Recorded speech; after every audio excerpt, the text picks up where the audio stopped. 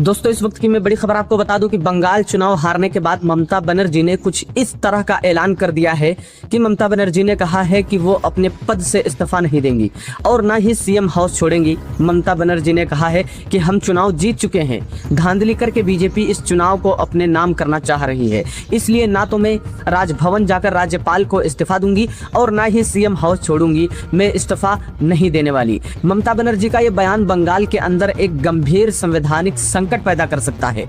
अगर ममता बनर्जी ने अपने पद से इस्तीफा नहीं दिया तो आखिर क्या होगा? क्या बंगाल के अंदर बीजेपी अपना नया मुख्यमंत्री नहीं बना पाएगी?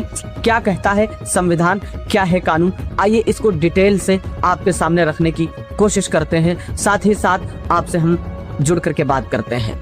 दोस्तों आपके सामने रखेंगे एसआईआर की वजह से पश्चिम बंगाल के अंदर बीजेपी जीतने में कामयाब हुई है। ममता बनर्जी इस्तीफा न देने के जिद पर अड़ चुकी हैं। संविधान क्या कहता है, कानून, आइए इसको डिटेल में आपके सामने रखते हैं।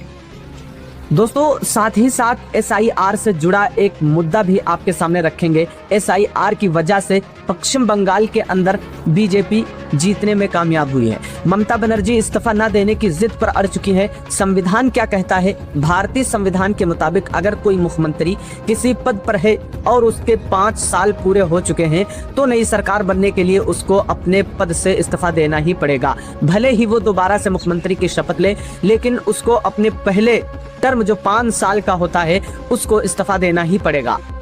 उसके बाद ही दूसरा मुख्यमंत्री किसी भी राज्य का बन सकता है।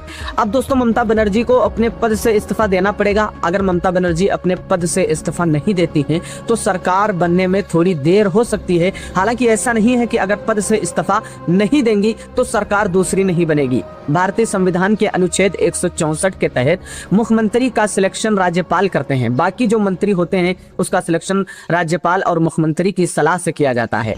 तो राज्यपाल अगर चाहे तो मुख्यमंत्री को बिना इस्तीफा दिए ही पद से हटा सकते हैं। 5 साल का कार्यकाल पूरा होने के बाद किसी भी प्रदेश का मुख्यमंत्री अगर चुनाव हार जाता है, बहुमत पूरी हासिल नहीं कर पाता है, तो उसको सत्ता में बने रहने का कोई भी अधिकार नहीं है। भारतीय संविधान के मुताबिक उसको इस्तीफा देना ही पड़ेगा। अब ममता बनर्जी अपनी जिद पर अड़ गई हैं कि वो इस्तीफा नहीं देंगी। अगर ममता बनर्जी इस्तीफा नहीं देती हैं तो क्या वो मुख्यमंत्री बनी रहेंगी? बिल्कुल नहीं। राज्यपाल के पास कई सारे ऑप्शन है ममता बनर्जी को उनके पद से हटाने के लिए। दूसरी सरकार को सत्ता सौंपने के लिए राज्यपाल ममता बनर्जी को सदन में बुलाकर बहुमत हासिल करने, साबित करने के लिए कह सकती हैं, और आप इस्तीफा नहीं दे रही हो तो आओ सदन में बहुमत साबित करो और मुख्यमंत्री पद पर बने रहो। अगर ममता बनर्जी सदन में भी नहीं जाती हैं, वहां पर जाकर